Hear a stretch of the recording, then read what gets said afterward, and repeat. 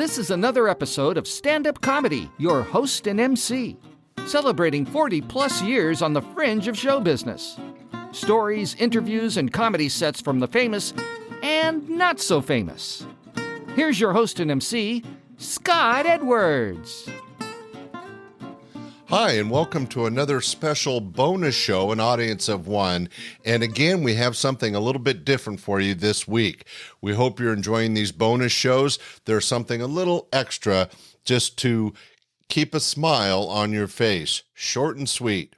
Well, I've been listening to a terrific podcast by a good friend of mine. You've heard him before on this podcast, Tim Bedore. He's kind of famous for his Vague But True radio show. He was a big-time radio DJ for many years. Lately, you can hear him on the Bob and Tom radio show. But he also has a terrific podcast called An Agnostics Guide to Heaven.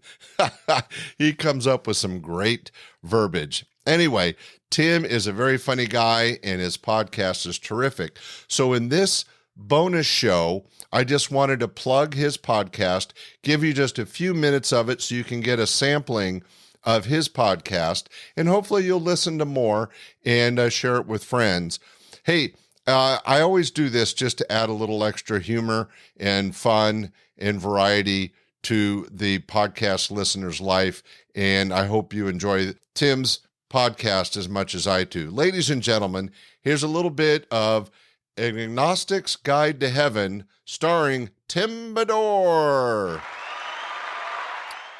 Hello and welcome to episode 67 of the only podcast that knows the future but will not give away the ugly ending unless you're a paid subscriber, An Agnostic's Guide to Heaven. Here he is, your host and announcer, Tim Bedore.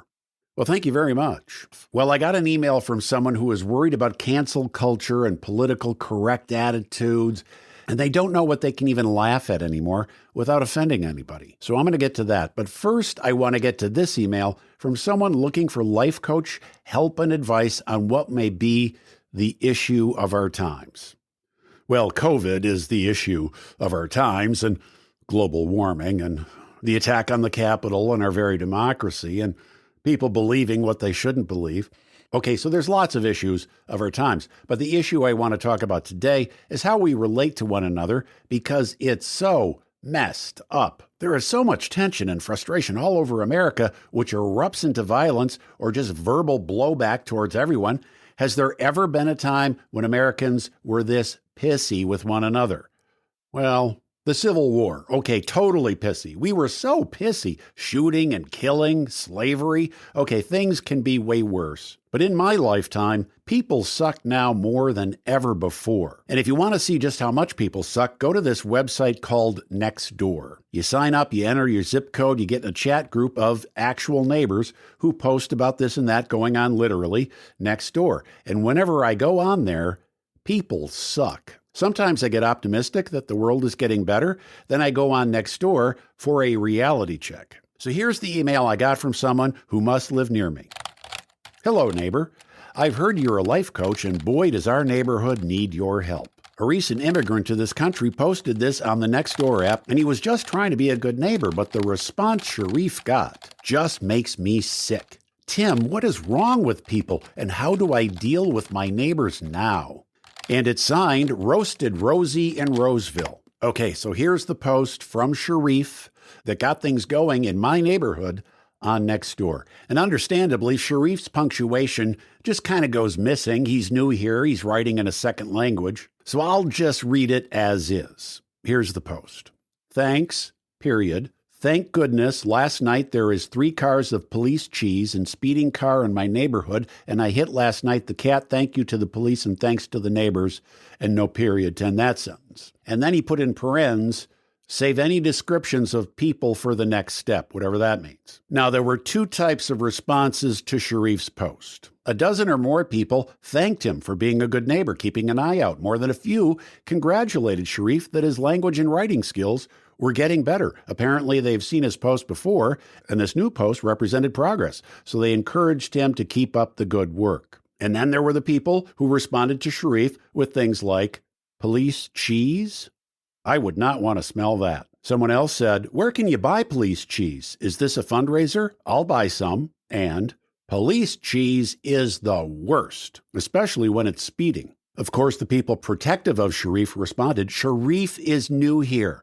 English is a hard language to learn. Or, how would you like it if you moved to a new country and people mocked you for even trying to learn their language? Those that asked about the police cheese then insisted they were just curious if there was a police cheese or if this was a phrase they didn't understand, to which Sharif's defenders, otherwise known as gullible idiots, said, even if there is a type of cheese called police, it wouldn't be in 3 speeding cars. Use your brain. Coming in from another angle, someone else chimed in saying they feel safer in the neighborhood knowing there's a new Sharif in town, which is a play on the phrase there's a new sheriff in town, because Sharif, S-H-E-R-I-F, is one F short of being the new sheriff in town. That caused more than a few, oh, what is happening to the world, hand-wringing responses. Then a guy named Mark put things over the top when he posted, sounds like one less criminal and one less stray cat for the bonus point. Being a professional comedian, I can tell you what Mark was doing there. Initially, he acted like he understood Sharif wasn't referring to a police cheese,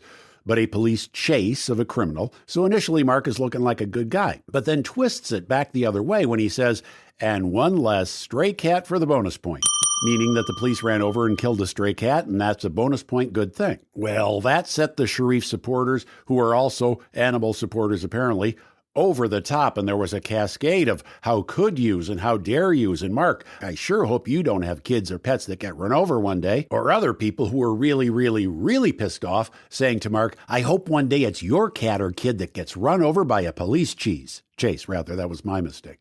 Okay, I think we can assume there was a police chase, not cheese. And when Sharif said, I hit last night the cat, thank you to the police, I think we can also assume Sharif meant I hid the cat, H-I-D, not H-I-T, hid the cat to keep it safe from the police chase, not I hit the cat. And Roasted Rosie wants to know how to deal with this situation.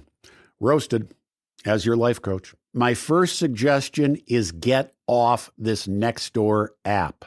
In fact, spend as little time online as possible. The internet is a corrupting, horrible cesspool of digital bad. It's better to believe the best in people than know the truth about them by going online and seeing how much people really do suck.